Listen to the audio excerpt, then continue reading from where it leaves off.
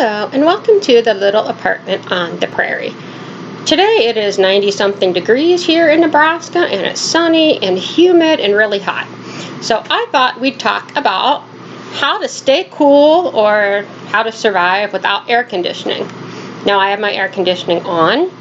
I don't love air conditioning, but when the temperature gets into the upper 80s or the 90s, then I like the air conditioner. It's better than the alternative.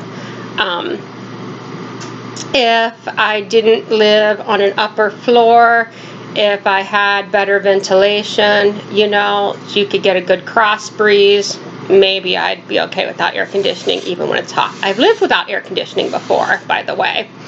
I lived in Cincinnati for a while in a house that was built in, I believe, the 40s that did not have air conditioning, and I survived in the summer, but yeah, it wasn't all that pleasant.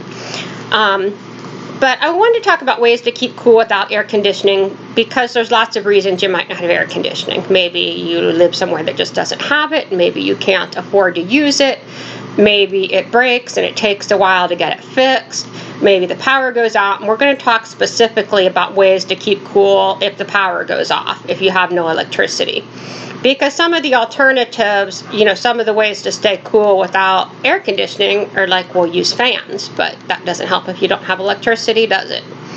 But I did just a little bit of research, and did you know that is as of 1970, which doesn't seem that long ago because that's like a year before I was born, but okay, that was 50 years ago. But anyway, as of 1970, only about 35% of American households had air conditioning. Lots and lots of people didn't have it. Today, about 90% of people have air conditioning. So a lot of people decided to get an air conditioner in between, in the last 50 years. Air conditioning was basically invented in the very early 1900s by a guy who was actually trying to decrease the humidity at a printing company, because when it was really hot and humid in the summer, it would make the edges of the papers curl up. And so he wanted to reduce the humidity, and by reducing the heat, it also made it less humid in there. And initially, a lot of businesses, a lot of factories really liked having air conditioning because it made some of their processes go better. It wasn't so much about let's keep our employees cool, but then eventually some public businesses started installing it. But in the 30s through the 1930s, it was mostly something only in certain public businesses. The White House didn't have air conditioning until 1929. And until the 1940s, you never saw it in people's houses, apparently. But even then, very few people had it in their homes. It just wasn't believed to be necessary. People managed to cool their homes by kind of the design of the home. One of the reasons older houses have really high ceilings, like 10-foot ceilings, is because heat rises. And so it would make it cooler up top, up near the ceiling, but you weren't up by the ceiling. You were down by the ground where it was cooler. Whiskers, you're kind of in the way, darling. And they built homes with, you had front doors and back doors. You had windows in the front and in the back, so you could get a good cross breeze. And so they did things like that. And the type of house that they built differed somewhat from place to place because they took into account things like how are we going to keep this house warm in the winter or cool in the summer. And one of the things that building companies, construction companies, and home builders really liked about the idea of putting air conditioning in homes is that then they could just have the same type of home and they could build the same type of home all across the country. They wouldn't have to take into account differences relating to temperature. Electrical companies, as people got electricity in their home, electrical companies really liked the idea of getting people to put air conditioning in their home because air conditioning uses a lot of electricity. And so, whiskers, really, nobody wants to see your butt, and why don't you just lay down while I'm talking? So, it might surprise you to learn. I didn't know this, but when I read it, I thought, yeah, that makes sense. The electrical companies, the power companies thought, hey, our customers right now don't use that much electricity. If we could convince them that they need air conditioning, they'd spend a lot more money on our product.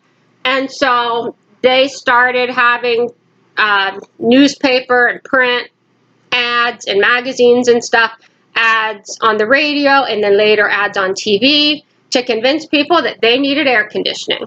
And they did a good job because we all think we need it now.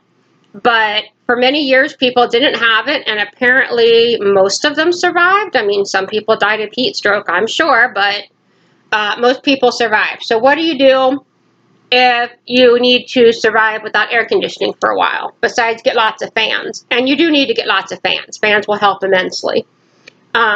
You dress in lightweight, light-colored fabrics. Apparently linen is supposed to be really cool. I don't know if I've ever owned clothing made out of linen, but I'm told it's supposed to be really cool.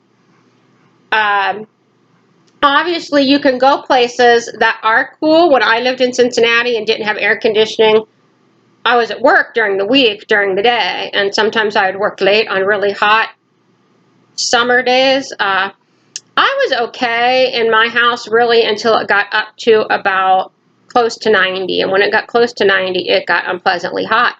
But it seems like we didn't have as many 90-degree days back then as we do now. Or, I mean, I live in a different place now too, but I'm actually further north now and I'm having more 90-degree days. So I don't know, global warming, right? But we would go to a bookstore, like when Barnes & Noble had a little cafe in there. We'd go there and look at books and eat breakfast and hang out there a lot. Or you go to the movies, go to the mall, go wherever. Obviously, those aren't good solutions in the middle of a pandemic.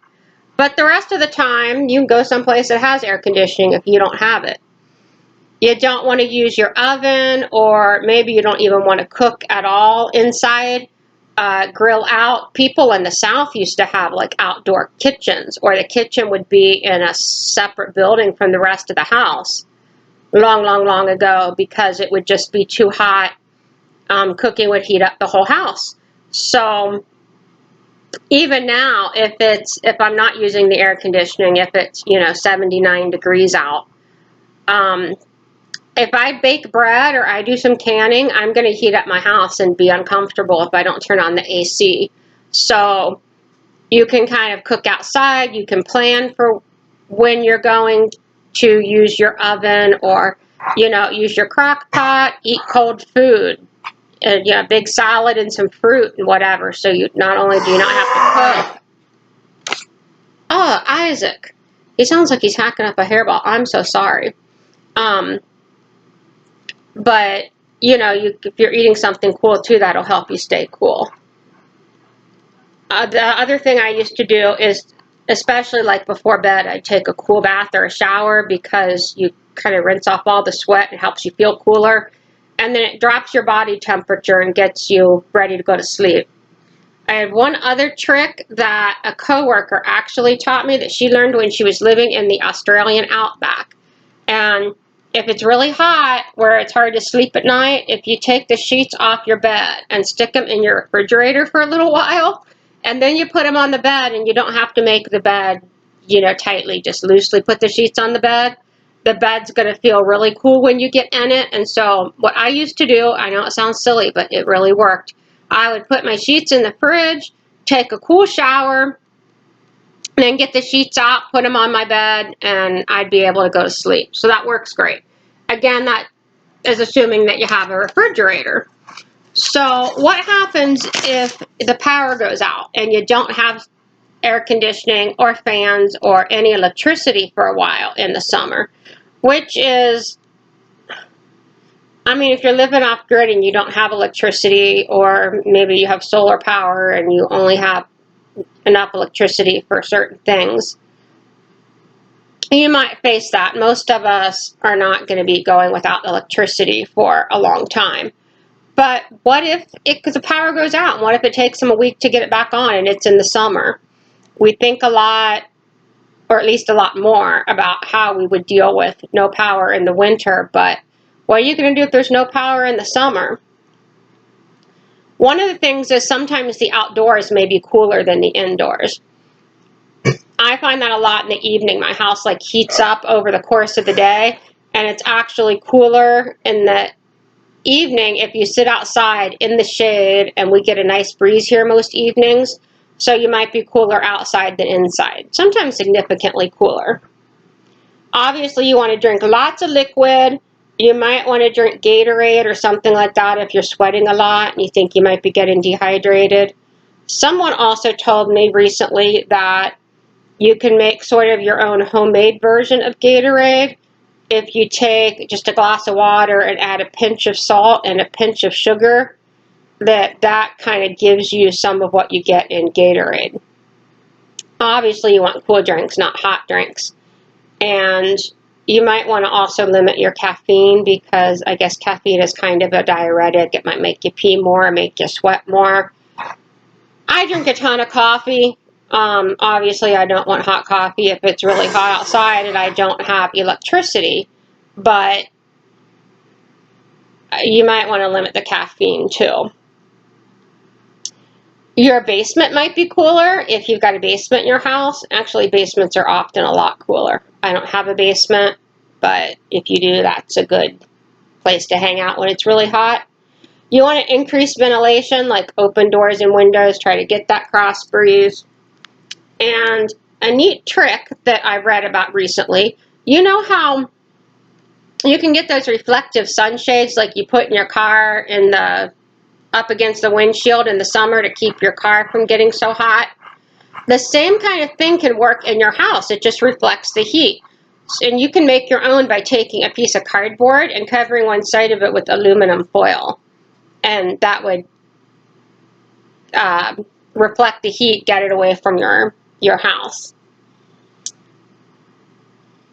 Another trick that I've done when for a little while my air conditioning wasn't working in my car and it was very hot, was I took a spray bottle with water and would just kind of squirt myself every few minutes. And that helped me stay cool. And some people do like the wettest scarf and wrap it around your head, or you can just put a cool wet cloth on yourself. And so those are kind of ways that if your power goes out, it gives you some ideas of ways that you can stay cool if it's really hot out. Obviously, you're going to want to limit the amount of work that you're doing, especially in the hot part of the day. You might want to even adopt the practice of kind of taking a siesta in the middle of the day. Take a nap in the hottest part of the day, then get up when it starts to get cooler and get some more work done. So I hope you're all staying cool. Apparently there's a heat wave affecting most of the country at the moment, but let me know what tips you have for staying cool without air conditioning, because I'd love to use my air conditioning less. And especially tips you have for what you would do if the power goes out and you've got to be without air conditioning for a while in the summer. Don't forget to give this video a thumbs up if you enjoyed it. Subscribe if you haven't. And if you click on that little bell icon, YouTube will notify you when I put up new videos. I hope you're all staying cool and staying safe, and have a good day.